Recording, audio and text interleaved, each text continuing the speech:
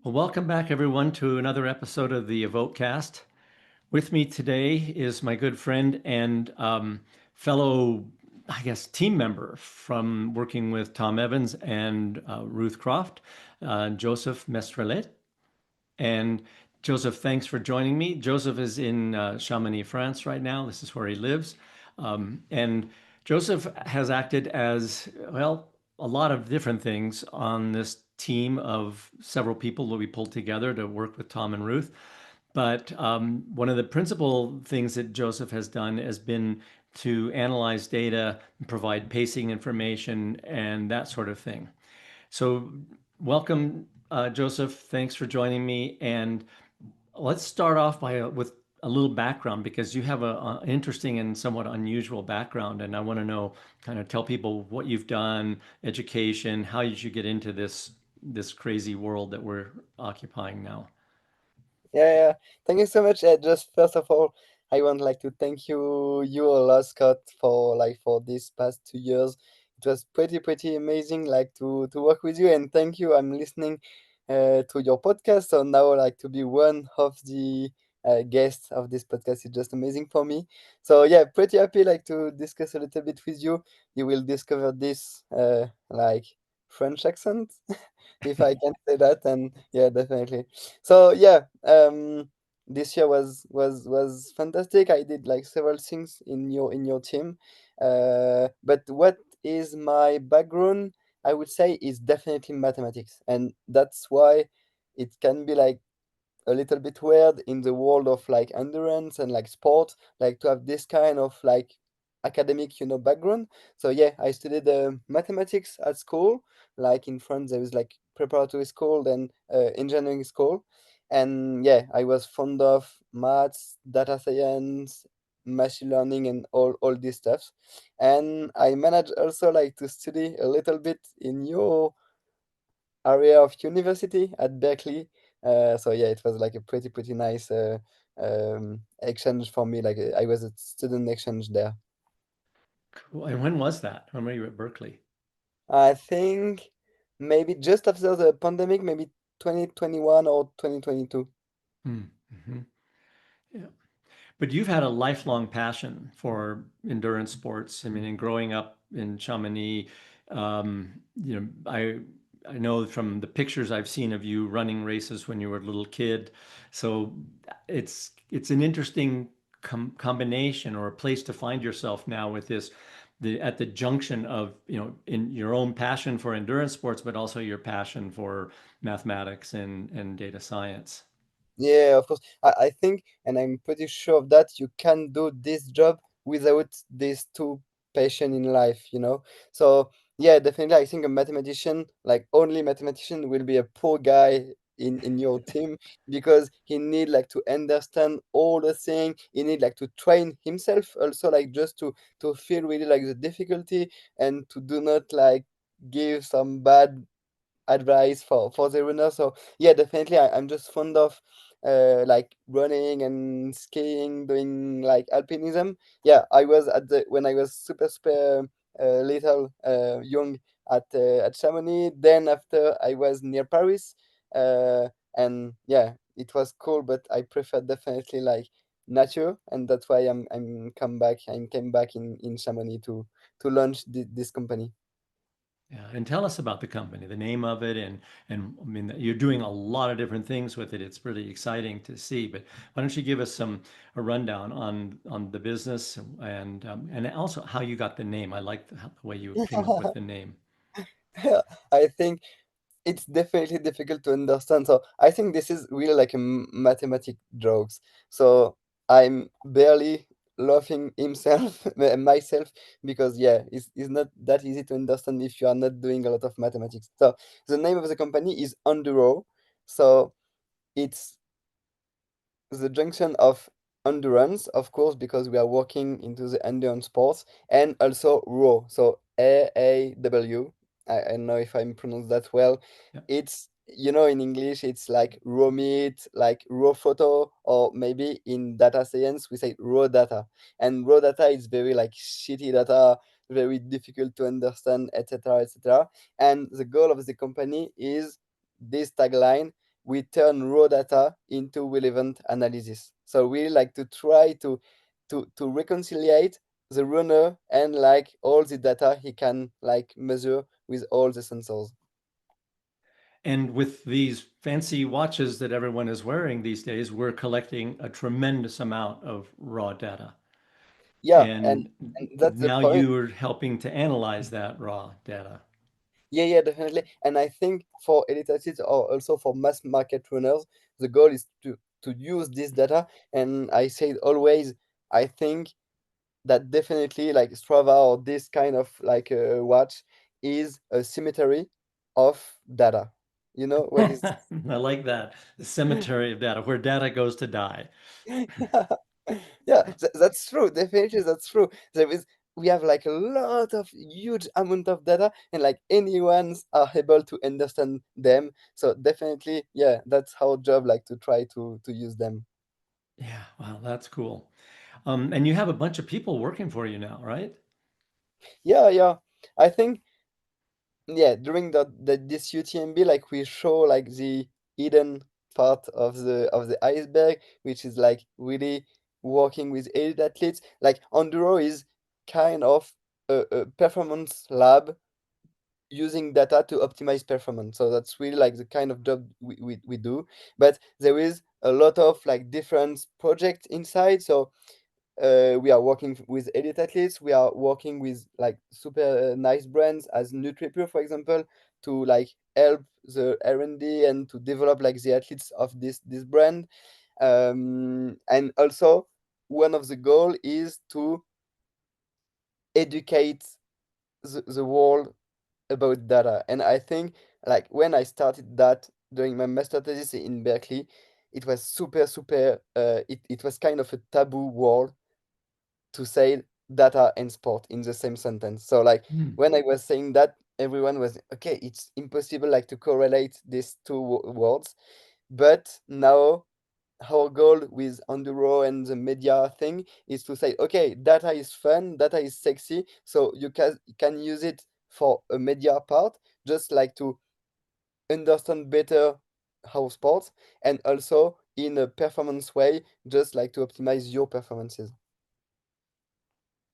Why do you think it was, why do you think people looked at you strange when you tried to say these two words in the same sentence? Yeah, maybe it's because I'm French, definitely. And yeah, I think I did a lecture like maybe 3 years ago, just like to speak about like my very new company, and someone just sending me like a message, just saying, okay, I think there is like a mistake on the title of your conference because it's impossible to have data in sport. It's too like different. Mathematics can be like linked to sport. So here in the US, definitely you are always in advance in this subject, in this specific subject.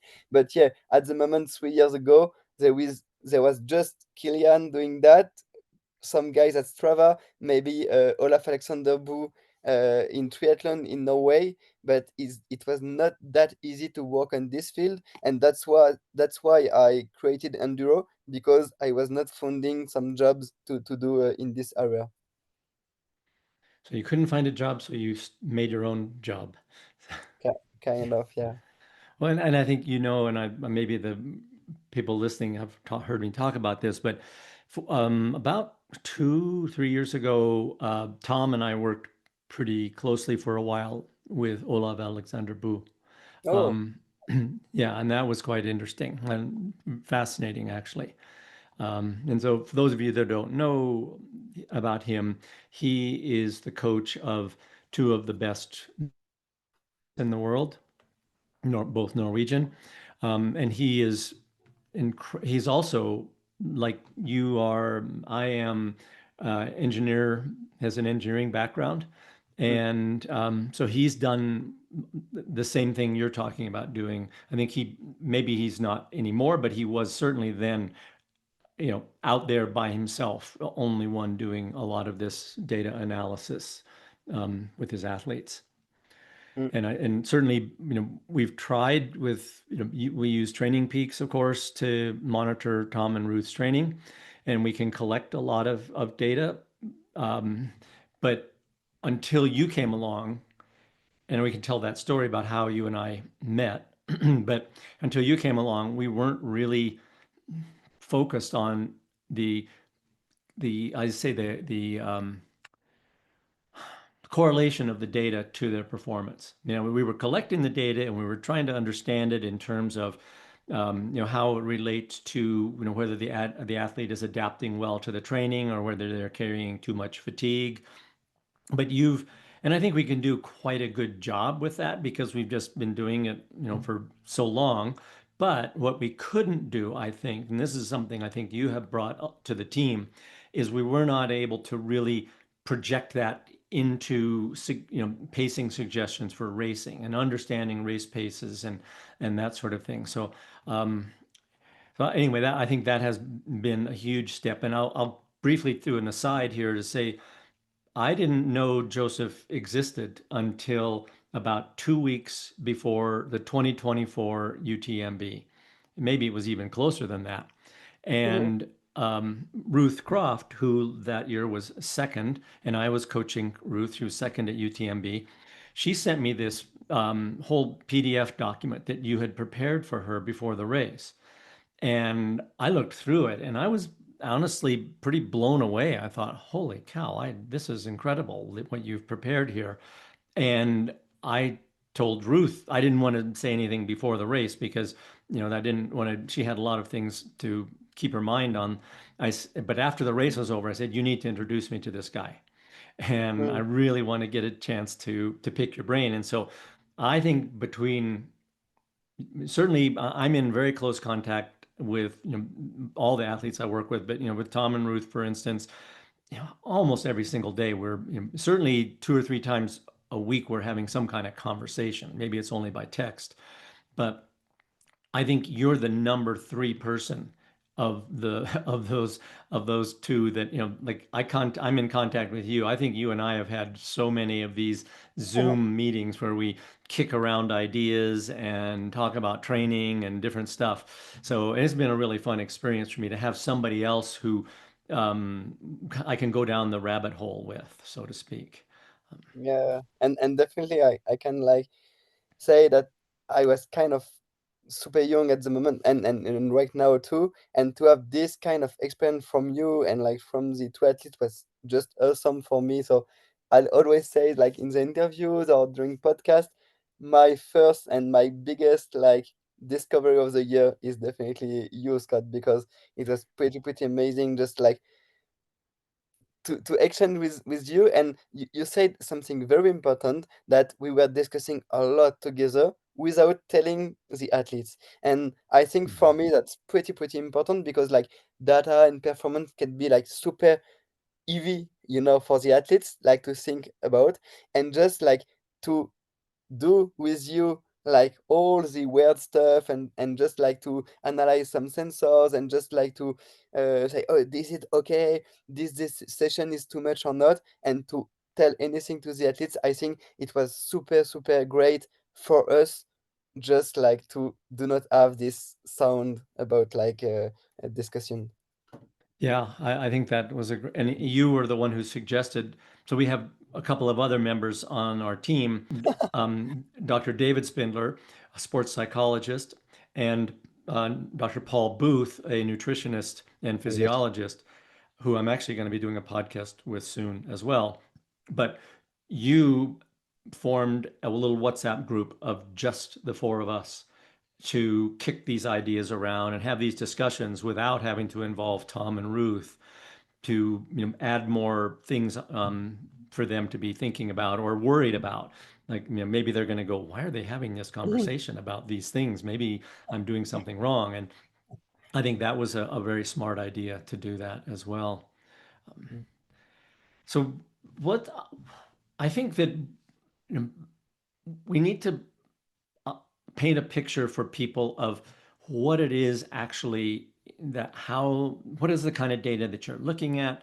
How are you analyzing it? And then how are you using, when you take all that shit data, the raw data, and you get some meaningful information from it, How are you applying that to the athlete? I think that would be the biggest thing to help people understand, because Yeah. that's certainly been the biggest challenge for me since we started working together. Yeah, of course, and definitely that's a big question because like as this is a new job is not that easy. I'm not like a baker, who would do some bread. It's so complex. No, not complex, but it's so complicated just to analyze all this kind of data. So I think during this year I had s- three different roles. The first one was just to do the pacing plan. It was my first mission. The second one was just to help you with analyzing some data and like some like giving some insights and feedbacks to Tom, for example, to choose like where he need to have his altitude training camps, what race he need to do, etc., etc. And the third one was not a data job at all. It just was to help him. I was kind of the domestic. No, I don't know if Mhm. it's a good word to say that, but yeah, just like to help him when he was in Argentière to simplify his life. So yeah, but I think the most important and just most fun to do was this pacing plan things. And my yeah, I think it's why I'm working in trail running because it's insanely complex.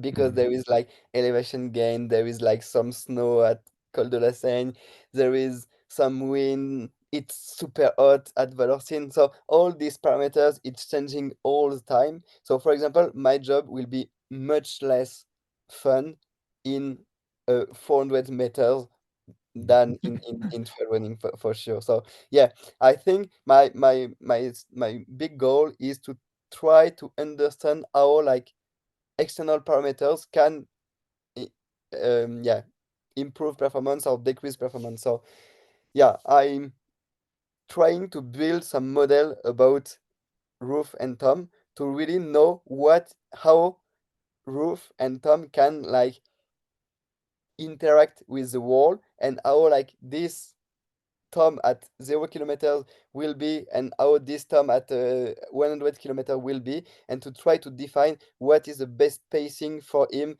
like to optimize all his parameters to be the first to finish the line. Not the first, I think he can finish 10s or 20, whatever, but just to have used all parameters he have 100%.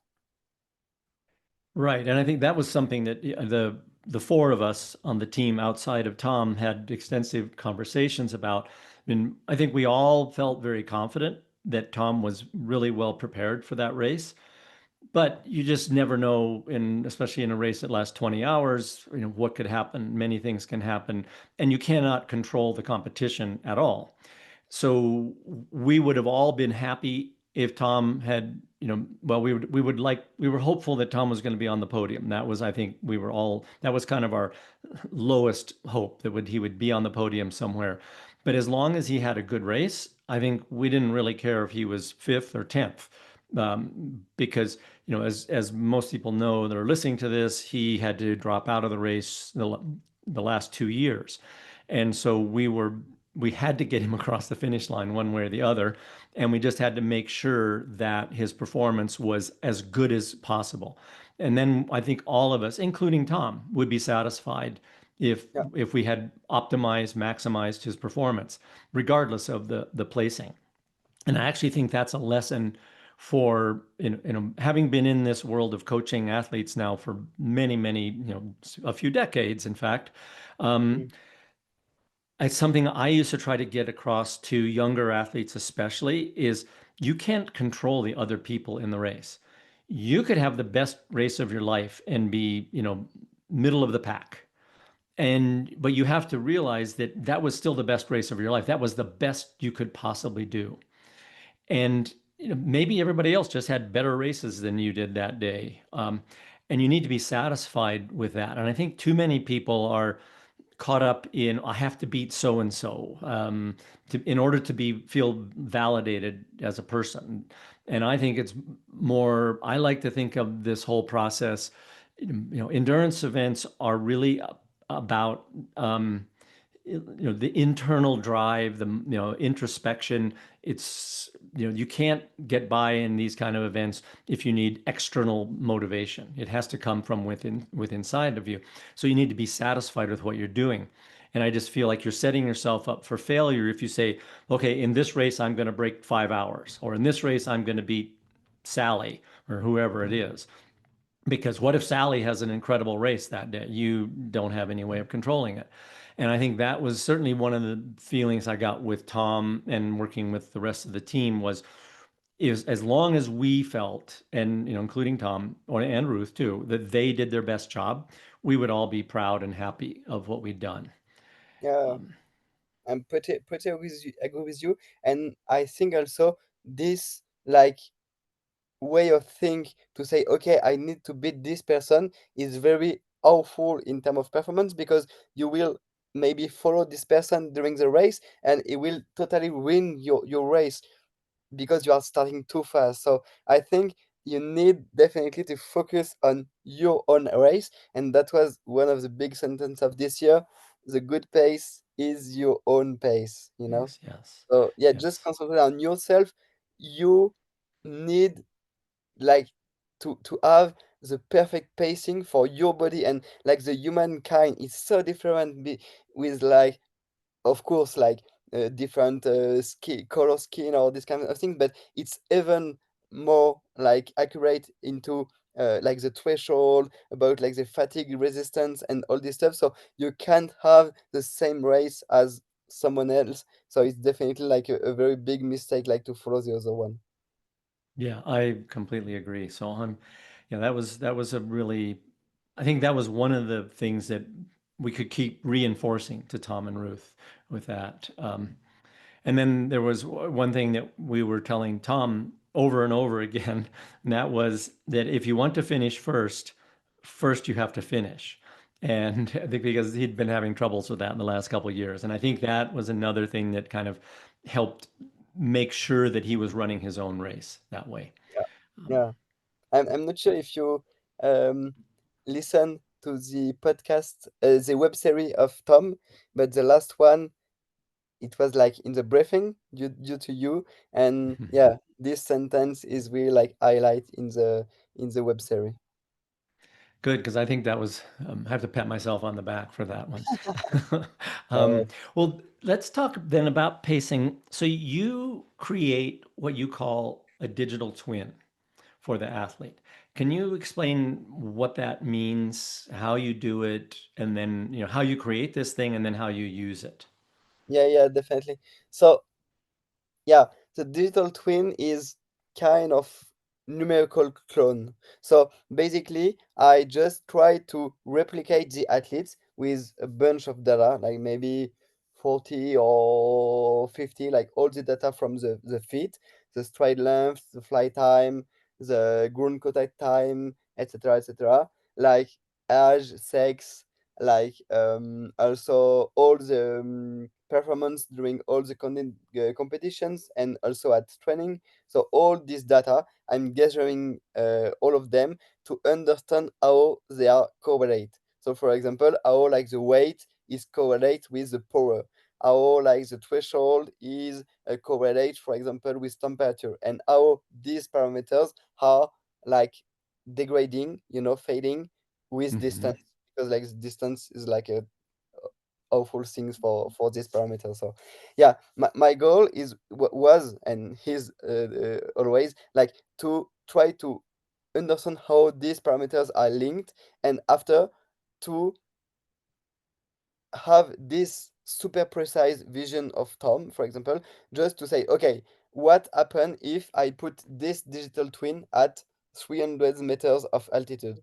What happened if I give to this digital twin 150 grams of carbohydrate? So just like giving to, for example, the coach or for the nutritionist, I didn't do that this year about nutrition, but just to say, okay, how it can handle with this kind of maybe 100 kilometers each day, and how and when he will be injured because of that. So it's pretty powerful because I can like create maybe 100 digital twin just in 1 second, and after maybe to modelize all this digital twin on my computer very very easily. So the goal is really to say, okay, I try this strategy and it don't work because I my this parameters is going up the superior threshold that I fixed. This strategy don't work. This strategy don't work. This strategy, oh, it can work. So definitely we can try that on the ground to say if it's okay or not, and it allow us to. I think the big mistake and problem with elite athletes is we can't injure the athlete because it's pretty sensible, and if we are like testing too much like protocols, they will definitely like not finish the season. So it's a very clever way to test a lot of things on it and say after, okay, this can maybe work, so we will try that in training or in the UTMB. And yeah, so you can run all these models when adjust the parameters of those models to see which could have a potential positive outcome. And then if we end up with a couple of them that look pretty promising, then we can try those out on the athlete. Yeah, Is yeah, yeah. that basically it? Yeah, and definitely that's what I did for UTMB for pacing. So I just created, um, I think it was like more than 9,000 digital twin, and I said to all these digital twins, okay, you can go like this speed at the first kilometer, then this speed, etc. So just giving to them like a different input about like speed, and I was just like looking at all the parameters to say, okay, this parameter is too high. For example, if I thought that the Earth rate is 172, I will say, okay, this one will DNF at the end, so we can like throw up this one. No, not throw up. Hmm. I throw up is Throw uh, out. Throw throw out. out. Yeah. Sorry. Yeah, yeah. Sorry, my English is not that good. I hope. Yeah, yeah. No worry. It's fine. Okay. And I think I'm much better I'm more fluent in Python than in English, you know? What is Python? No. Python is like a coding language. Oh, the coding. Yes, yeah, yes, yeah, I do. I know I And don't know it, but I've heard of it. Yes. yeah, so I'm using and this is a language too, so I think I'm much more fluent and this is my job, so I'm totally fine with that. So yeah, and after, so for UTMB, I say, okay, this digital twin is like slower than the others. How can he push at the end to try to beat like the time of the others? And that was pretty funny. I did like a nice graphs on that. Also, when a digital twin is like just stopping during 1 hour, you can see that the color of the global life of the digital twin was going to be more green, and after like going down in the race. So yeah, it's just Hmm. like a tool to say, okay, how can we test a huge amount of parameters without injuring Tom, and just Yeah. like saying, okay, it can work, and what is the best i- in theory, of course, but what is the best pacing strategy for UTMB? Yeah. Well, and certainly one of the reasons I became, excited about this and wanted very much to meet you after UTMB last year was the what jumped out at me right before the race when Ruth shared your pacing plan with me. Um, and in it, I looked at the paces, but those didn't mean very much to me, the numbers, because wasn't that familiar with the course and what the pace ought to be. But I did see in there, you said I want you to start much slower than you think you should start. And that's something I've pushed for quite a long time to people involved in these kinds of events about the pace. It's so easy to make pacing mistakes in the beginning of these long races because the speed is so slow Yeah, compared to what you're capable of running that you don't know that you're making a pacing mistake until several hours later. compared to, if you were running a 5,000-meter race, if you make a pacing mistake within a few seconds, oh shit, I have to Yeah, slow down. But in yeah, this case, it's like, oh, it's actually 4 hours later when you realize I should have slowed down 4 hours ago, but now it's too late. mm, So I've tried to, I didn't know how to articulate as well as you did with the pacing plan, but that is definitely something I've seen in this world of ultra events and ultra racing. But so that jumped out at me very strongly. But let's talk through because last year's pacing plan for Ruth was so off the charts crazy in most people's mind that she started so slow. I remember, I mean, maybe I might have these numbers a little bit wrong, but I believe that at the top of the climb out of Les Houches, the first major climb in the race, I think she was like 120th place or something. She was just way back in the pack. yeah, And that was partly, and she had agreed to go with your plan, but it paid off so well for her because we saw what happened to the other women in that race last year. They just began to slow down more and more. And why don't you talk us through that a little bit and your thinking with it? Like, how did you come up with that pacing? And then maybe some numbers like, how far behind was Ruth behind the leaders at Courmayeur and as she went through the course? yeah. I think that's not my philosophy, like to start slow. Uh, I think, yeah, definitely I did that for Ruth and then this year for Tom. But like this year, the strategy of Ruth was much more aggressive, because we Yes. discussed that. But I think I was not planning for that before to run my digital twin. And after I was like doing that in my room. And then, yeah, all like the 1000th roof was like running into the mountains, and just like I feel and I saw that the first one to arrive and to do the better time was a very slow at the beginning roof. And I was okay, that's super weird. And at the beginning, I was not understand. Yeah, I didn't understand this result, so I just do like all the retro engineering things to see how all the parameters was changing during this specific Mm. pacing.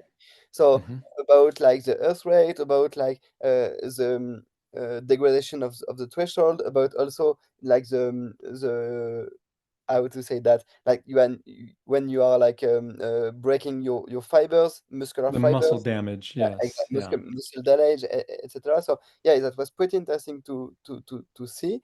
And after I say, okay, it looks like it can be super nice for her, like to follow this specific plan and just like really to be super strong. And this plan was not like, okay, we will start slow. It was not that. It was how slow. The Yes. big question for Ruth is slow, okay, but how slow? Because if you are starting too slow and she's losing sometimes and she can't like catch the other one, it's definitely like a big mistake for us, because she need to use 100% of her potential. So yeah, it was really super super thin, and I think even like 2 or 3 or 5 minutes, it's really like big difference in term of like feeling and in term of to be above of the threshold. So definitely we need like to really fix and to be super super to stuck at this pacing plan. But you had so much confidence in that plan. I remember you're telling me after the race that, and I don't, you can tell me the time. When she came into Courmayeur, she was a long way behind the second place at that Mm. point, I believe. Like 45 minutes, maybe. You tell me. But and you said to her, "Don't worry, it's going to be okay." And to have that confidence, that you're in that much confidence in the digital twin is the part I would have been way too nervous to do that. But I'm glad you were there to tell her. Um, Yeah, do yeah, you definitely. you remember that moment? Of course, and I'm just like trying to just look at the difference between like I think it was Katie at the moment, classement par point, yeah, and Ruth. So yeah, I will just like give you the exact time at Courmayeur, and she was at Grand Col Ferret. with 48 minutes of difference with Marianne again, like Behind you said. Marianne. Yeah. Yeah. And yeah, I remember well, just I was there for cheer and just maybe just to discuss a little bit with her. And she asked, okay, where is Marianne? And I say 48 minutes. And she looked at me like with these big eyes, 48. And yeah, I think she began like a little bit like to lose confidence. And I said, no, no, that's okay. So it's definitely on the plan. And if you want to achieve your best performance, I'm it's always the same thing. Just not winning or podium or just achieve your best performance. You are on the super nice curve, and now your race is beginning, and you just have to pull, to pull, to pull, and to catch these girls. And I was a little bit also frightened, of course, because she was putting so much confidence in me. And of course, I was super trustful into my model because I trust that on on me, on some several athletes. So it's like maybe a 3 years work, like to understand how like the human body is doing, you know. And after she was like catching up 1 minute, 2 minutes, 3 minutes. I said, okay, come on, Ruth. It will work for sure. And we remember, and you remember, I think, this fantastic video of Ruth like beating Marianne in this La Fleja climb. It was Yeah. just awesome. And yeah, I think it proved that we you can have 48 minutes loss at the end of delay at the end at the top of Grand Col Ferret, and you can like finish super strong. And this year also, and that was the question during the debrief is yeah, the question with Katie Schad, because like Katie was in super strong shape, and like she managed to do like a awesome race. And the The question of constant, yeah, the Ruth, course record. Yes. yes, yeah, yeah, was could I have won? And so yeah, I put myself back in the number and back in the figure to really analyze with like earth rate and all these things if it was possible or not. And definitely at Courmayeur and even a little bit before Courmayeur, she was right on the limit, and I think it was not possible like to be faster this year. So this Hmm. year it was not about to win, it was about like to achieve her best performance. Yeah. Yeah. And for those who are not familiar with the course, at about what kilometer of the 170-kilometer race is the Grand Col Ferret? So where she had 48 minutes behind. Like I think 100 and 100 just yeah. So about 100 kilometers into the Yeah, race. Yeah. So in that last 70 kilometers, she was making up, well, that was just over on top of over Marianne. But yeah, so, well, now I want to talk about another aspect. This digital twin thing is fascinating, and I think many people have never considered this, I'm sure, because they don't have your skills at creating such an animal. mm, But what about this concept of grade adjusted pace? So that's something that, many of the newer watches have the capability of giving you a grade adjusted pace. And so people yeah, see that, and I don't think they understand it. And I know you have shown me some data that is public, so I don't think we have to be afraid to show it here. But I would like it if you could bring up that data from Matthew Blanchard, um, yeah, that yeah, would and can kind of walk us through this idea of grade adjusted pace and how you use it. yeah, yeah. Yeah, definitely. And I think that's why data is super interesting in trail running, and that's also why I choose trail running to work for. First reason was because I love this sports and I'm like a runner myself. But the second one is because it's super difficult to have like very good data. So in road running it's super easy because you have the pace. In cycling it's super easy because you have like the power of the on the bike. But in trail running it's impossible to know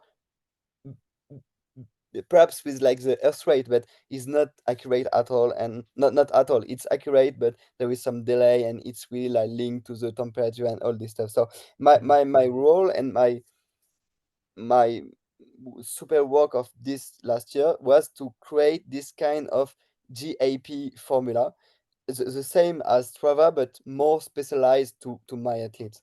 And I think we need to debias. You know what is debias? No. You know what is a bias? Oh, bias. Yes, Yeah. yes. Yeah, bias. So my role is really like to avoid all the bias you can have. And Okay. this job was to say, okay, the GAP, so it's grade adjusted pace. So this is the speed you could have done on the flat with the exact same energy expenditure. So this is like the Hmm. basic definition of that. And Okay. my goal was really to say, okay, for Ruth or for Tom or for Peter and Gal, I need to know exactly what amount of energy they are spending at this specific speed in the mountain. So we have, of course, this GAP, so grade adjusted pace, but also the wind adjusted pace, the temperature adjusted pace, the technicality also adjusted pace. So it's like a lot of tools we use to really like avoid all the bias of the thing. And definitely I can maybe can I share my screen? Yes, I'm sure. I think I already, Oh, yeah, let's make perfect. sure. Yes, you can share your Um, screen. There you go. yeah, definitely. I think we post that on. Yeah, yeah, perfect. Yeah, I managed to find back the thing. So this is a post we did like we with Mathieu Blanchard, with kind of data about him. I think this part of my job is not performance at all. It's just like to show the world how you can understand better like trail with data. But this graph is super interesting, I think. It's like the plot of all the points of the UTMB 2023 of Mathieu Blanchard with the speed and the gradient. So you can see definitely that for each gradient, he have a different speed. So for maybe like minus 10, minus 11, this is like the highest speed he can have. And then after when the gradient is going like steeper in downhills, he is like slow down a little bit because he need like to slow down his legs. And when like the slope is steeper, like he's also losing some speed. And definitely this is like a reverse GAP thing where we can see this impact of gradient on speed. And this like green thing, it like the color is the cadence of the runner. And so Oh, this okay. green part is like below, I'm not sure, it's not right in that, but yeah, it's like below maybe 80 or 70 in cadence. And so we can see this part is like clearly hiking. So from maybe like 12 or 14 to like 42 gradient, he is hiking, and here he is like running but with different speed due to the gradient. Yes. Okay. Got it. And it looks like, I think what you were explaining to me before, and you will need to explain this better than I can, but that yellow section, that yellow band, that indicates an area where he would be better off walking or hiking than running. Is that true? Yeah, yeah, definitely. So on this graph you can see this black line is the GAP for UTMB, so 170 kilometers. And this one in dash black is the GAP for usually a 60K race. So I think maybe it was a maxi race or this kind of races. And so you can see definitely, and that's totally normal, that the speed is higher for a 60K race because he's like much faster on this kind of a race. And you can see like this cross lines. So for a 60K race is not that useful, like for like a 90% gradient or maybe a 20% gradient is not that useful to hike because he will be like faster while running. But for UTMB one, like this 150K is way smarter, like to hike at the beginning of this gradient. So that was kind of explanation I can give to the athletes. So where is better to hike and at which gradient is better to hike for this kind of race. So of course it's not like this kind of graphics because I also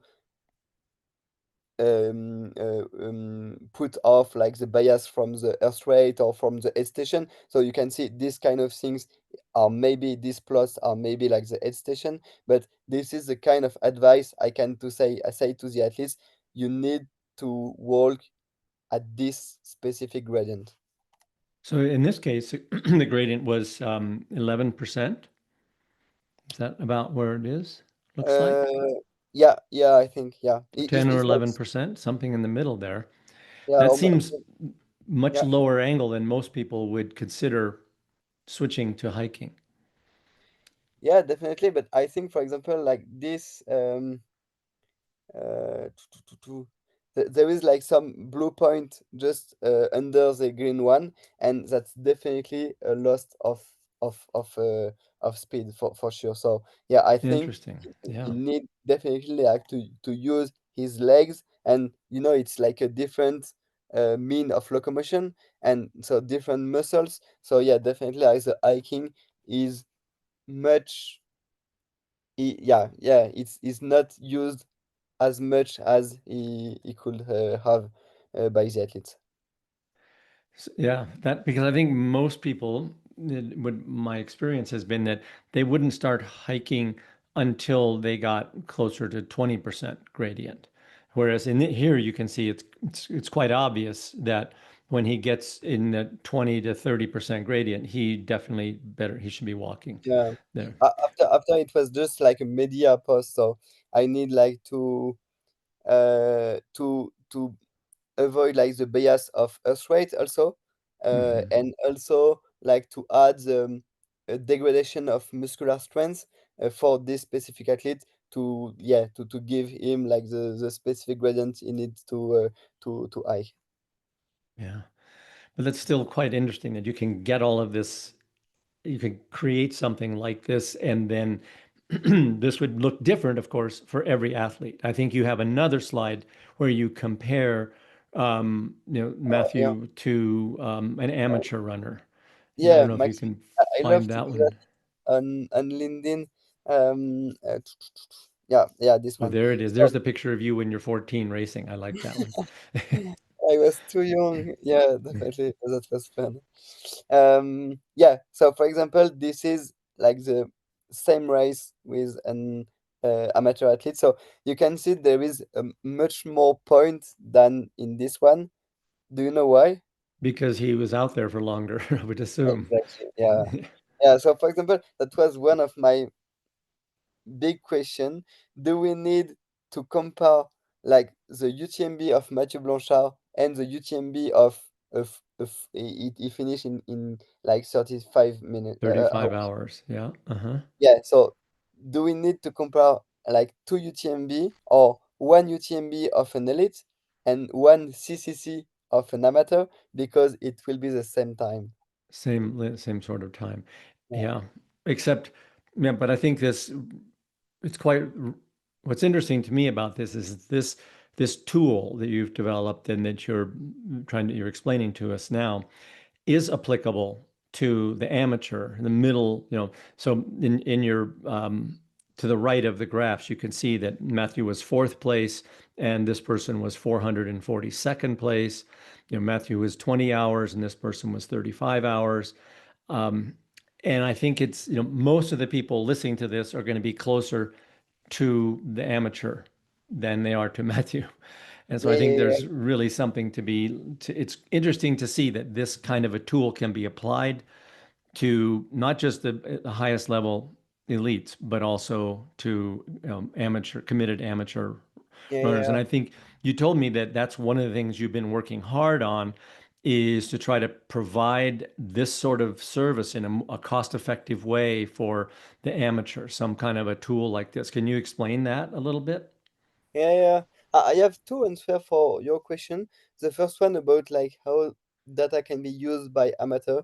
I think there is like huge like room for improvement just speaking about like training, sleeping, and just eating. So definitely amateurs need to focus on that better and before to use data. But I think that's one of my big things in this world, just to say, okay, before to be this dedicated into data, you need like to push all the cursor, and then after like to look at and to be interested into data. So first answer. The second answer is, yeah, definitely. And this kind of things is pretty interesting. For example, we can like calculate the different time like the amateur are spending at each aid station. We can like calculate the exact ratio of DNF with this time for like the 21st kilometer. So there is like a lot of correlation to do, so we can help the athletes. And one tool we developed, I think maybe I can share that to you, is this Enduraw report things. So to Hmm. try to calculate exactly the cost of wind, elevation, altitude, and temperature. So yeah, on this dashboard, you can definitely have like all this information. So for example, on your activity, it will be that. So the name, and also on the legend you can have the cost of elevation, the cost of altitude, the heat, and so we calculate this adjusted pace. And I think that's pretty important because some guys are really saying, okay, I was faster on this session, or my earth rate was lower on this session, but you can't say that because it was like maybe 6 degrees of difference, or maybe you did like this 100-meter of, elevation gain during your race. So, or maybe it was like super windy at the moment. So yeah, my goal is really like to give this tool for the athletes to really try to compare apples with apples, and yeah, Thanks. just like to be super like useful for uh like normal runner. Oh, I think it's fascinating. Yeah, I think it's a really making so in your way, coming at it from the data science side, you're trying to do essentially the same thing we're doing at Evoke, which is we're trying to dispense good training knowledge and information so that people can train properly for these events. And you're trying to, come at it from, essentially another direction, but trying to do the same thing, trying to get people to so that where they can perform better. I was speaking with Charlotte Edelstein, no, not Edelstein. It's yeah. Eggers. Agers. Oh God, I'll think of it and I'll put it in here. We'll get it put in here. But she was telling me that um, while the top performers are performing better, there's, at the very highest level, there's still this, same kind of numbers of DNFs, and the middle of the pack runners are not getting any faster.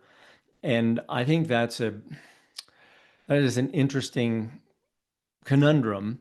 But again, it's sort of what one of the reasons I'm explaining to the listeners on all of the podcasts we do, kind of how we train is so that people can get better. We'd like to have everybody, out there having a better time, performing, faster. And I think it's what you're doing as well, but just coming at it from the data side, and we're coming at it from the training side, because I Mm. think there's still, the vast majority of runners in this sport are not taking advantage of this information that's out there. Yeah, I super agree with you, and you can give this advice to all the runner because you have this huge experience about like coaching. But one amazing thing about data and mathematics, it's super factual, you know? And Yeah. just to say, okay, if you are doing the first 20 kilometers in this time, you will have this chance of DNF. It's just so powerful, you know? Yes. It's Yeah. factual, you know? I do not need to have a huge experience to say that. Just I'm giving Hmm. the statistics.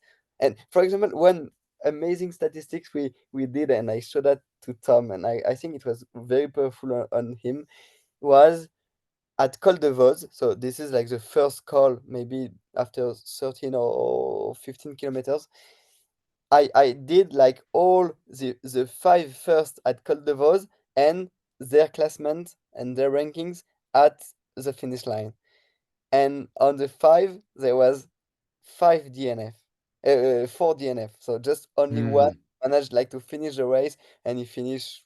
I'm not sure like the ranking. And so I did the same thing with like the top five at the finish line and their rankings at Col de Vos, and it was like top 10, like maybe 49 and 130 uh, place. So yeah, Yeah. definitely this kind of thing just show like either you are long and super like slow at the beginning, you can definitely finish in the top five of the race. And this kind of things, it's not just Joseph saying, okay, Tom, you need to slow down. It's just mathematics are speaking.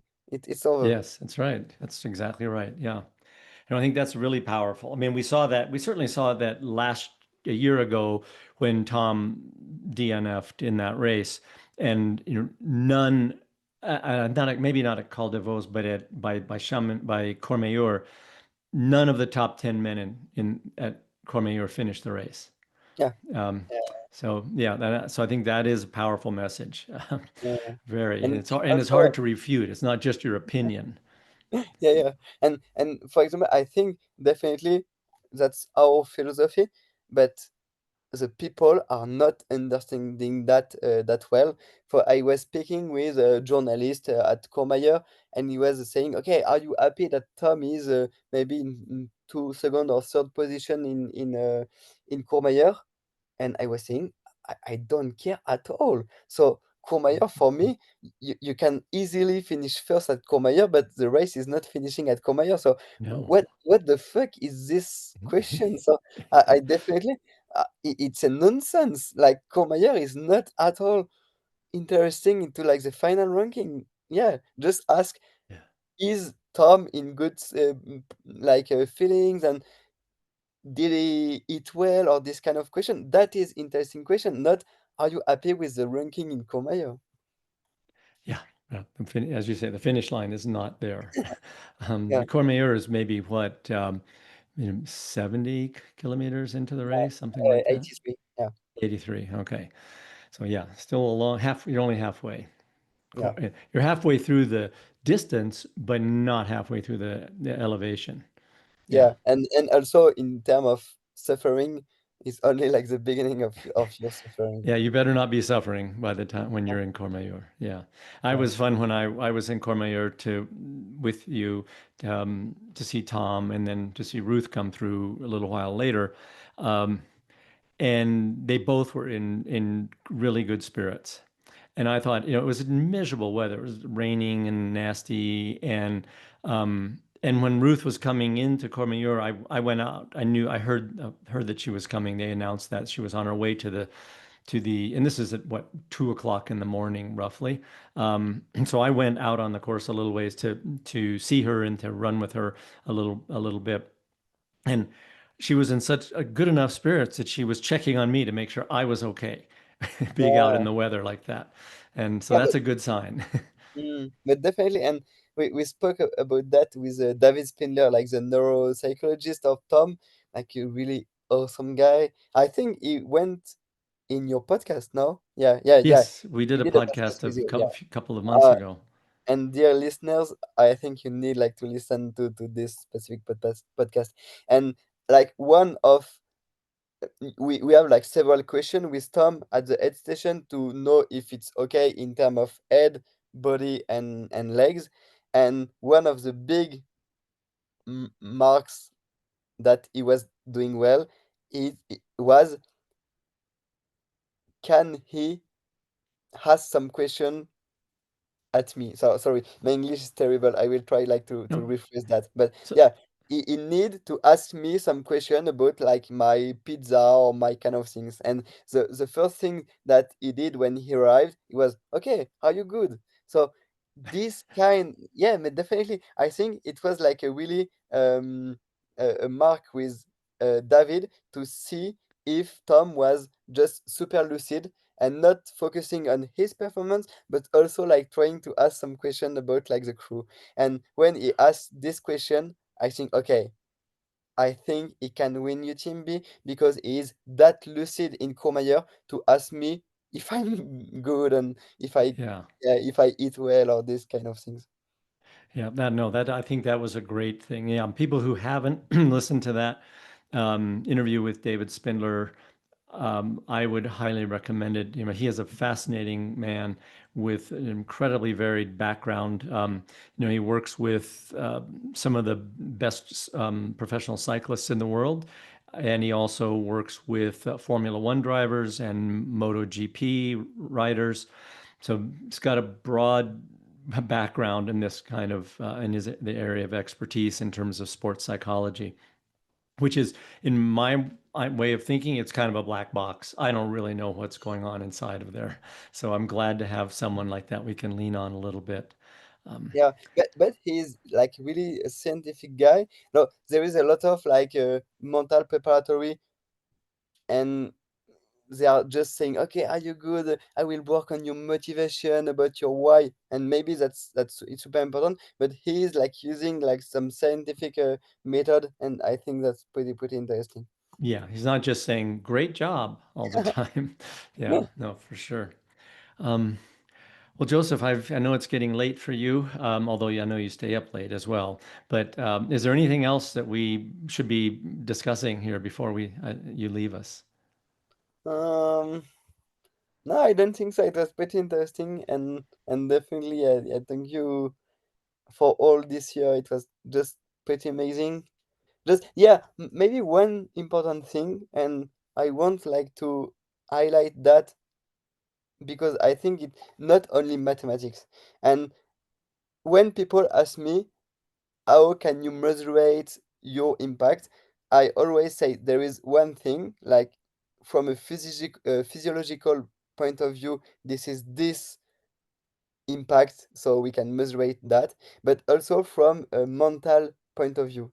And I definitely think that you are and I am giving so much confidence to Tom by helping him to do the right things. So, for example, I think during a UTMB, it's awful to say, okay, I am right. Do I eat well? I am like fast enough or like slow enough.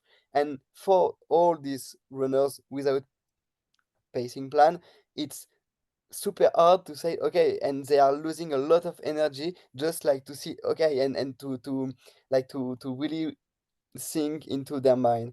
And my goal is really like to give all this answer to Tom and say, okay, do not think about your pacing plan because it's calculated. Do not think about like the location of your altitude training camp because it's calculated, you know? So this is more than data. This is also like a mental, yeah, preparation and just saying, okay, is it good or not? No, Joseph calculate that for me. So that's okay. Yeah. And I think it's definitely a big advantage for them during the race day because they can like just follow the flow and just like stop to think too much.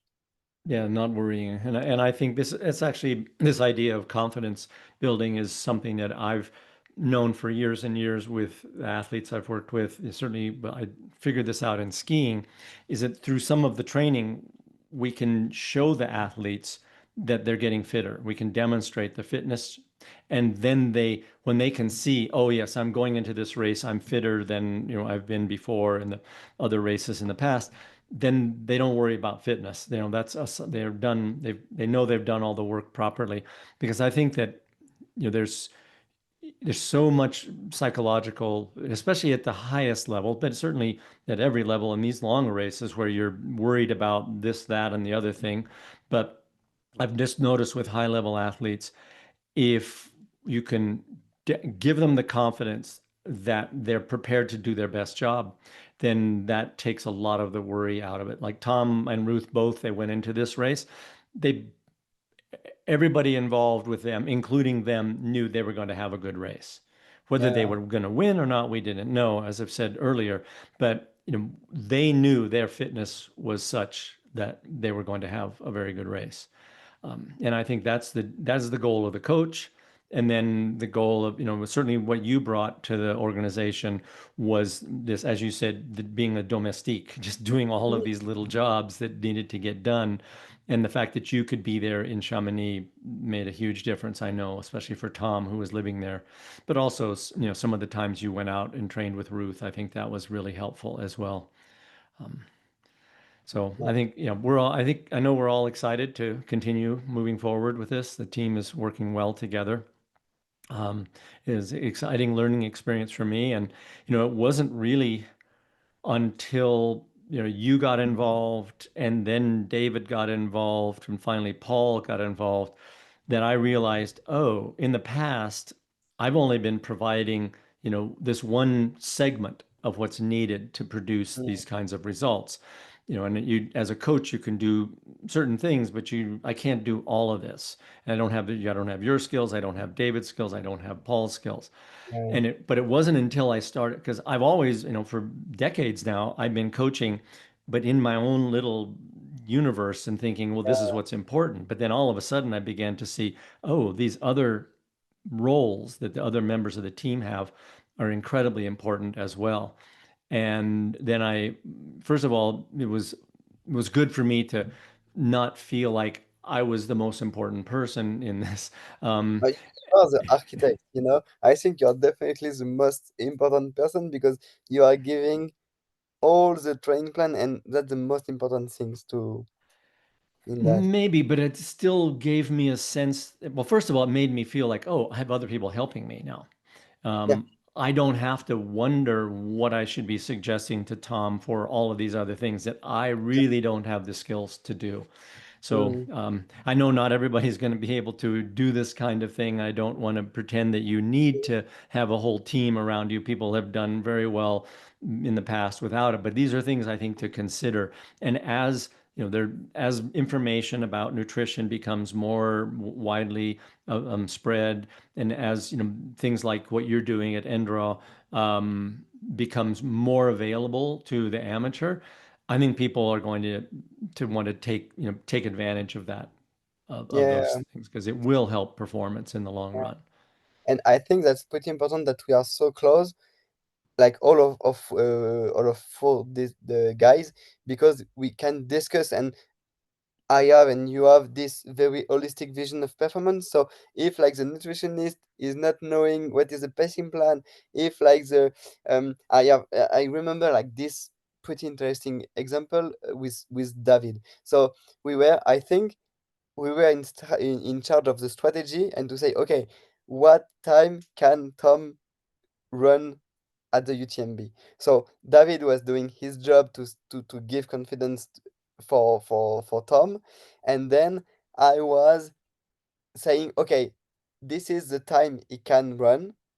And after we had this discussion with you and David, and saying, okay, what if the time he can run is the second time?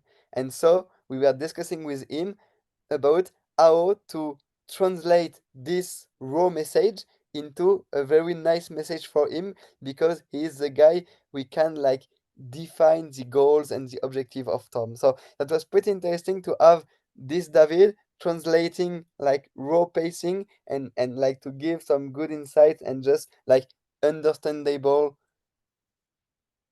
sentence by Tom. Yeah, it was. I think that was really useful for sure. Um, well, thanks again, Joseph. It's been great sitting down and talking with you. It always is. We have great conversations, and I always learn something from you. So that's it's fun for me. This has been a pretty wild past few weeks, though, hasn't it? Yeah, yeah, yeah. Yeah. And I Um, always say that to my friends. How can and sorry again to say that to you, but how uh, a lot of people say, okay, like the data is pretty new and only like the young people are open with data. But I say, no, that's not true. Like my coach, 72 years old, is listening much more than any other guys on this planet. So yeah, definitely I think data is not about the age, it's definitely about like open-minded and a true experience. Definitely, I've learned a lot, and I still have a lot to learn. And I'm glad I have a teacher like you to help me No, learn no, it. So, you are my teacher. well, again, I really appreciate it, Joseph. And thanks everybody for joining us. We hope this conversation has been interesting for you. I will put uh, Joseph's contact information in the show notes below. So people would like to reach out to you, they'll have a way of getting in touch. So Yeah. thanks again. All right. Thank you so much. Bye. Okay.